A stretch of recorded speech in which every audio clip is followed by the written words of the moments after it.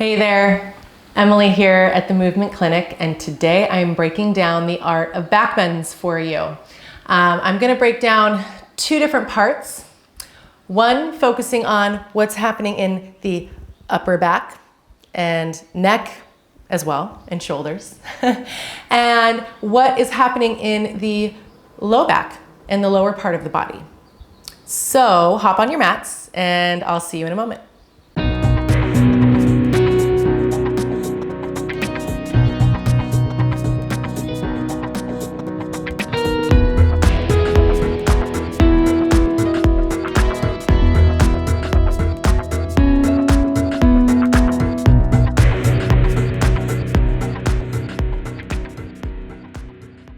Okay, so as I said, we are breaking down a couple of the basics of back bending that are going to set you up for hopefully your journey towards bigger and bigger back bends as you go along, if you even feel that's appropriate for you and your body. But even in some of these, I'll say like smaller back bend shapes, like say low cobra, I find sort of a lot of the same tendencies of really not lengthening the upper back. So let's just talk first then about what's happening in the upper back and the muscles that we need to use in the back of the body to help find length across the front of the body and help to find that active extension that we're looking for in the upper back, okay? So first things first, one of the biggest things that I have noticed in back bending first is people just kind of throwing their head back, okay? While that's not inherently horrible or anything, it's not really active. You're just kind of throwing away this part of the back, which is part of your spine. So place your hand on the back of your head, whichever one, it doesn't matter, and press the back of your head into your hand and resist that with the hand. And notice what happens to the chin. Maybe notice what happens to the sides of the neck. Notice what happens to the back of the neck. It actively lengthens and takes that curve out. And then take a break. And now place your hand on the back of your head, press the back of your head into your palm and feel all of that. Now keep that and slowly remove your hand. So that's going to be back bending basic number one in the upper body is press the back of your head into an imaginary resistance, right? So that we keep this length here. We collapse so often in the back of our skull onto our neck in daily life. Let's reverse that and create some length. Okay, number one. Number two, what are the shoulders and shoulder blades doing? They are one and the same structure. But often what I see is this sort of forward carriage of the shoulders that stays and shows up in back bends, and the rounding and curve, the natural curve and usually exaggerated curve of the upper back because of modern life in the upper back. And then people just kind of hinge at the low back and throw their head back. And this is what I see, shoulders and ears and da da da da da. So what are the shoulders and shoulder blades supposed to do? You'll often hear me in my classes say, plug your arm bones back and into your shoulder sockets. That's number one. That's a slight external rotation of the upper arms. It doesn't need to be drastic. Okay, while shoulder blades will actually physically start to come together in some of these back bend shapes, we want to engage serratus so that we are pressing, keeping our shoulder blades on our back and using the shoulder blades to press the chest forward and up. So kind of 2/3 is arm bones back and into shoulder sockets. And then imagine that someone was hooking, or you might even hook your own thumbs on the back of your shoulder blades. If you can get that, it's kind of a weird angle or a weird thing to be able to do. Or you might imagine someone's just standing in front of you and scooping your shoulder blades up with their hands and pulling them forward through your chest and up. So try to mimic that using your own muscles, right? So maybe, why don't we place our hands on the back of our head? Interlace your fingers on the back of your head. Press the back of your head into your hands That's step 1. Arm bones back and into shoulder sockets. That's step 2. Okay, it's a small action, but we'll keep it there. Now, step 3 is pressing shoulder blades forward through the chest and up. So shoulder blades actively press forward. It might feel like they're coming together, that's fine. And then press them forward and up. It's almost like you're lifting your heart and your upper back out of your low back. And pause and take a break. Now let's try that one more time. Hands on back of head, press back of head into hands. Plug arm bones back and into shoulder sockets, that's step 2. Shoulder blades curl underneath the armpits. They're pressing forward and up to stretch the heart out of the low back. Step 3. Good, and now pause. Now let's, real quick, put that into a low cobra, okay? We're not lifting up, we're gonna do no weight on the hands, but come down onto your bellies. We'll eventually integrate the low body, the low belly, and kind of low back into this to see what's happening there. But come down onto your bellies, plant your fingertips and your palms somewhere underneath your shoulders. You can have some active feet here, but really focus on the upper back. Now, lengthen your ears out of your shoulders as though you were sitting up, right? As though the shape that we were just in. So we want to have long sides of the neck. Now, step 1, press the back of your head gently into that imaginary resistance. Step 1. You can already see, my head and chest is lifting slightly. Now, plug your arm bones back and into the shoulder sockets. It's a small movement. We just don't want them dumping forward, right? And lifting up towards our ears. Just plug arm bones back and into shoulder sockets. Keep that. Now, press your shoulder blades down into your chest and forward towards the top of your mat. So down and up, down and up. And release. Now let's try that again. Press the back of your head into an imaginary resistance. Arm bones back and into shoulder sockets. Shoulder blades on your back, pressing forward as though someone were pulling them down through the chest and then pulling them forward through the chest to stretch the heart forward. And release. All right. Let's come on up again and talk about the lower body. What's happening here? So very often in the lower part of the body, there is a change in the curvature in your spine where your thoracic spine meets your lumbar, okay? Or upper back meets lower back, right? And you will see a hard angle in big back bends across all kinds of photos, across all kinds of yogis, maybe people practicing next to you, right? And while that's not inherently a bad thing time to time, that can create a susceptibility towards injury or discomfort down the line. Okay, so I'm just gonna throw that out there. And we all have different capabilities.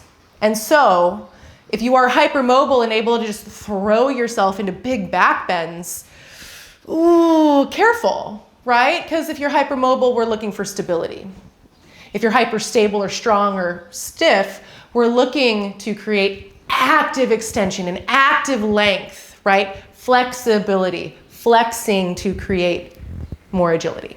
Okay, so I'll step off my soapbox there, but this is where we start to fine-tune what's happening to create more space and more intelligence in our back bends so that hopefully we can continue to promote the health of this one beautiful spine that we have that keeps us upright in life, okay? So, part of what helps with keeping that hinge out of it, that hard angle out of that change in curvature, is that stretching of the heart out of the low back, that stretching and active pressing forward and up to create active extension in the upper back. So that's part of it. The other part of it is, what are we doing with the low back to take sort of the natural curvature out of the low back or keep it more in neutral? How are we creating active extension and length across the front of our hips without compressing the low back? And what are we using in the belly to help make that happen too? So, in the lower part of the body, we think about stretching our ribs out of our hips. So creating length here. It's almost like someone were cinching you up around your waist. So you can place the L space of your thumb and forefinger around the low waist, narrow it, feel that happen. If you've noticed, I've pulled up my shirt so that this can be a little bit more obvious to you possibly.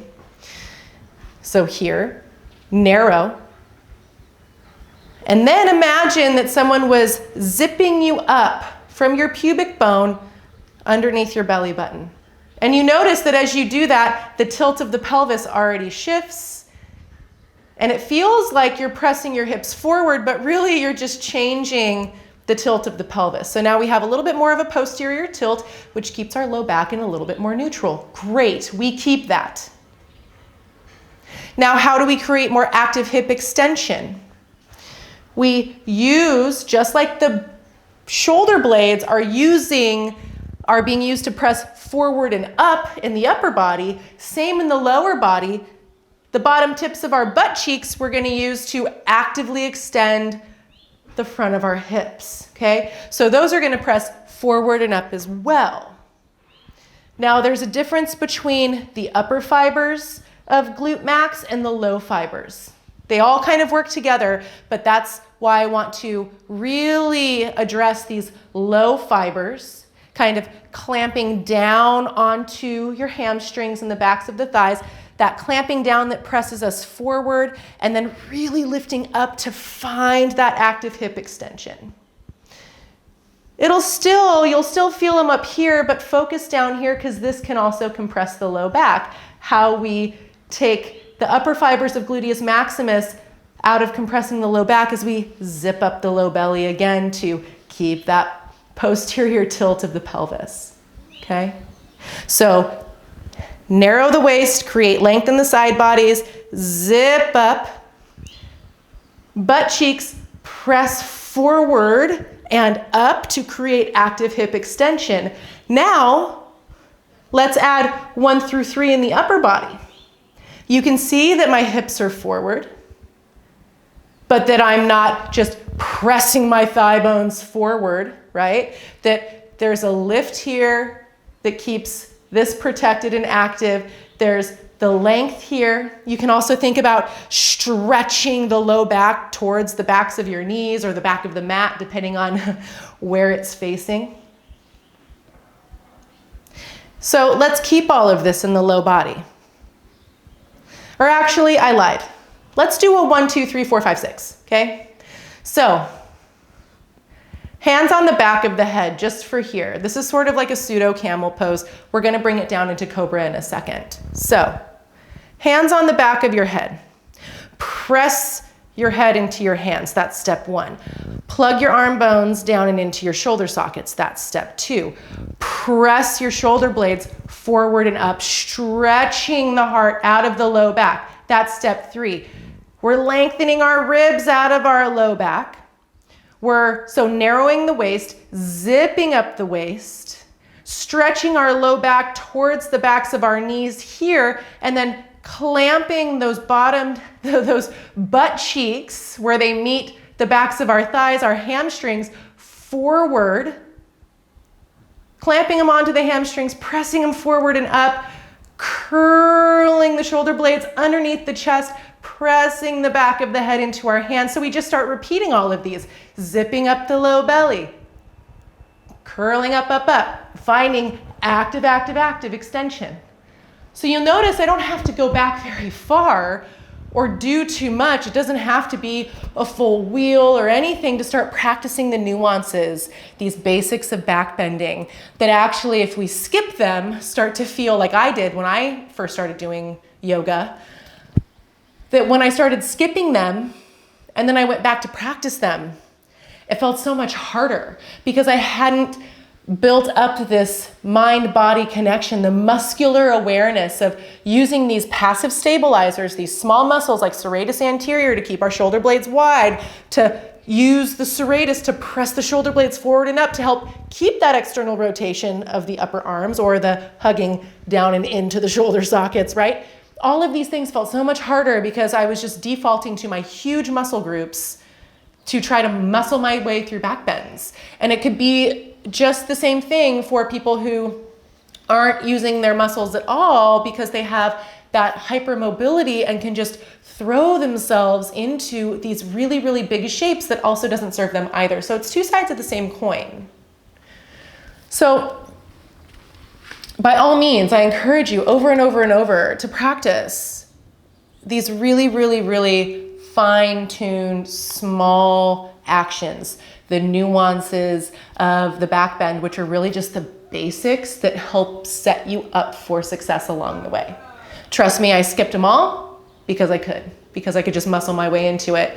But once I became a beginner of back bends again, it all felt real, real freaking hard. So let's try this in Cobra one last time, and then I'll leave you to kind of digest and apply to whatever class you decide to take after this, or maybe you go on with the rest of your day. But whenever you decide to practice again in a full class or in-person setting or here with me at the movement clinic, you'll be able to kind of pause and kind of rewind and think all of the actions that we need to do. So let's come down onto our bellies with low cobra because it's one of the more common back bends that we find. It's also used very, very frequently in classes, and it is a great segue into finding a really nice upward facing dog once you are ready for that. So I want to set up actually the lower half of my body first, and that's actually fairly true. So let's say that 1 through 3 are going to be down here, and 4, 5, 6 are going to be in the upper half of the body. All right? So a little bit of activity in the legs. So reach back through your feet. Press the tops of your feet into the mat so much you feel the kneecaps lift. That's just squeezing the quads, okay? Getting the legs a little bit active. Now, narrow your waist. Zip up the low belly here. You notice as I do that I can even feel, and maybe you can feel that and posterior tilt, of the pelvis. Now, even here, the gluteal fold, that where the butt cheek meets the back of your thigh, needs to press forward and up.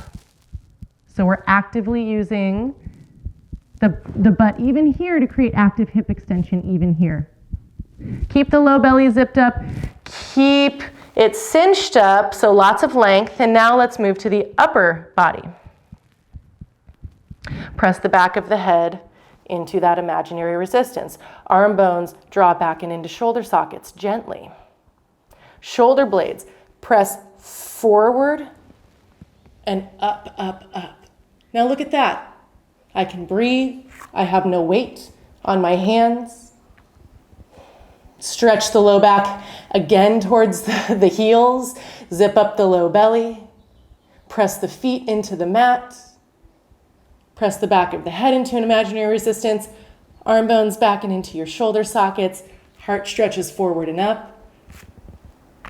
You're in a very active, beautiful extension here. And release. All right, come on up. Thank you for joining me. This is a little bit longer of a tutorial, I know, but as you can see, there's all these little fine-tuning and nuanced things that go into back bending because we are talking about our spine and we're having to use a lot of different things to do this in an intelligent and sustainable way. And we also want our movement to be efficient, right? So let me know what you think. If you have any questions at all, I'm here for you. But just give us a comment in the comments below, and I look forward to seeing you next time on the Movement Clinic. Bye for now, guys.